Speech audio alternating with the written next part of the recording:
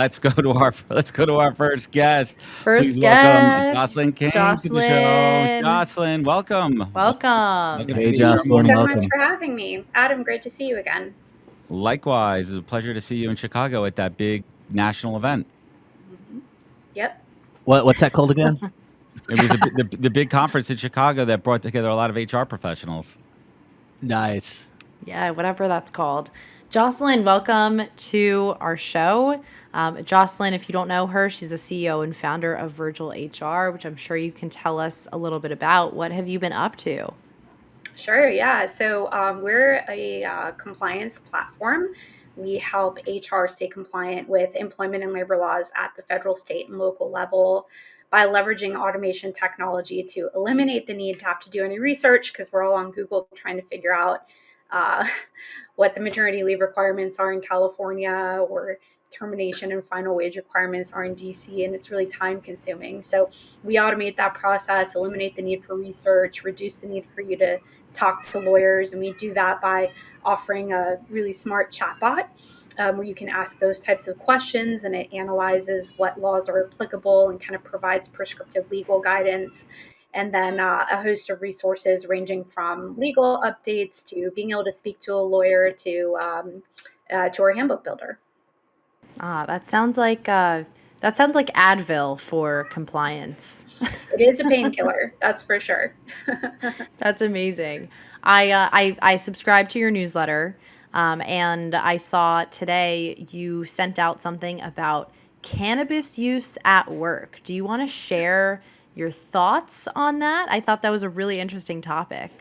Yeah, it is an interesting topic, and it's definitely an ever changing landscape where we have a lot of states that are constantly passing new laws on how employees are protected from cannabis use, whether it's from past use that you could, potentially be discriminated for during the interview process to present use. I mean, there and I thought this was a little crazy, but like Indiana, for example, actually allows medical cannabis use at work. But it prohibits employees from performing any task while under its influence, which has kind of made me wonder, like, what do they do at work then? You could be comfortable, but you can't actually get any work done. Right. Yeah. Yeah. I'm sure there's, more to it that makes it efficient, and I just don't know about it. But I thought that was really interesting. So, some are, some states allow for medical use, others actually allow it for personal or recreational use. There are a couple states that make cannabis completely illegal, South Carolina being one of them, but it's literally maybe 3 or 4. So, I'm not moving there. what makes it really difficult for HR professionals is that because out of 50 states, only 3 or 4 actually make it illegal, you have to be very careful on a state by state basis when you are taking people through the interview process, the background check process, and then, once they're an actual employee of yours, the way that they kind of manage their day to day. And you have to think about how does that impact things like investigations or disciplinary action. How does that impact even workers' compensation for that matter? Like, is workers' compensation going to cover a claim if somebody was under the use of marijuana while at work? Wow, So it's a that really is so interesting topic fascinating. area. Yeah. It's funny because over the weekend I was talking to my friend about work culture, and he was saying that cannabis and like smoking with his bosses is part of the work culture, which is wild.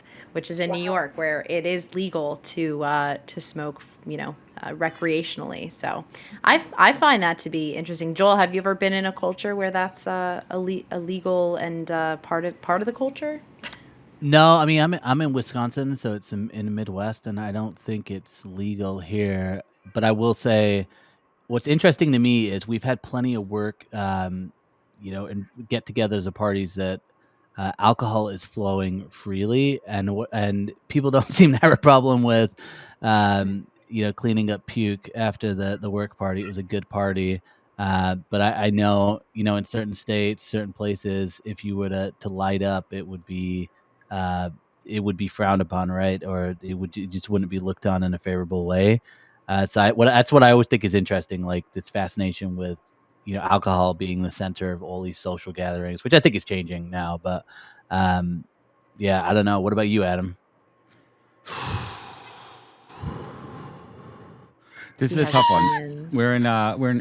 We're in New York State here, right? New York State, New York City. New York City's been stinking like weed since I was born, right? And I think I'm pro legalization. I'm pro decriminalization of it, and I think that it's a touchy subject, right? But I think we're moving more in the right direction. And as long as you're not high at work all day and you understand, where to separate church and state, I have no problem with it. Love it. Yeah. Yeah, I think that there's definitely decided. still a little bit of a taboo on usage, compared to alcohol, right? So Joel, kind of to your point, where there are a lot of work cultures that do center around alcohol, and I've worked for companies like that before. But hearing that there are companies that are actually kind of their culture revolves around the use of marijuana is so interesting to me, because I do think that it's in some cases very taboo. Maybe that's because I'm from Maryland, and Maryland just made it legal in October. So that could be it. Maybe for some other states that have made it legal for a while, there's a different perception there. But it was very interesting how a cannabis use really did start off in the medical space, and from that perspective, you don't really see so much of a taboo there. But the recreational side of things, I think we're still kind of working toward that a bit. Yeah, definitely. I think it depends on the nature of the business. It depends on, the nature of like who's in charge, right?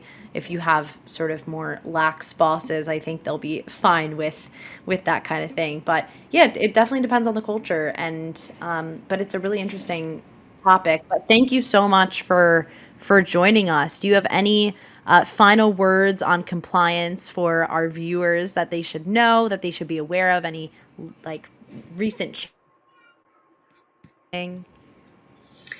Yeah, so I guess we can stick on the topic of cannabis for a minute, even though I wasn't sure what we'd be talking about today, but I'm fine sticking with cannabis. There are a couple of things you should be aware of from a compliance perspective. The first is like really getting clarity on state and local laws surrounding medical cannabis and drug testing policies, and then actually crafting and distributing like really clear and compliant policies surrounding cannabis use. When you are at work and you do suspect that somebody might be under the influence and you're not in Indiana, it's really important to document behavioral observations. It could be things like slurred speech or maybe safety violations, and then meeting with that employee to discuss your suspicions and just kind of maintaining kind of objectivity and avoid questions you aren't allowed to ask about recreational use based on that state. If you do suspect usage in the workplace, depending on the state, you can send an employee out for drug testing, but there are some states that restrict when you can actually send someone out for drug testing. And then, of course, based on those results, really balancing federal requirements with state and local. And then there's, of course, that kind of caveat that if you are a federal contractor generating, I think it's $100,000 a year in revenue or more, it could be wrong, from federal contracts, that you actually have to have this drug-free policy, and that can actually supersede other laws that exist today. So just kind of keep that in mind depending on the industry you're in. Thank you so much. Wow. And before we go to commercial, I want to thank Jocelyn for also being on episode 358 of the podcast. You can check it out. It's live now at thepodcast.com and hear our full conversation, learn more about VirgilHR. Jocelyn King, thank you so much for joining us today. Thanks for having me. Thanks, Jocelyn.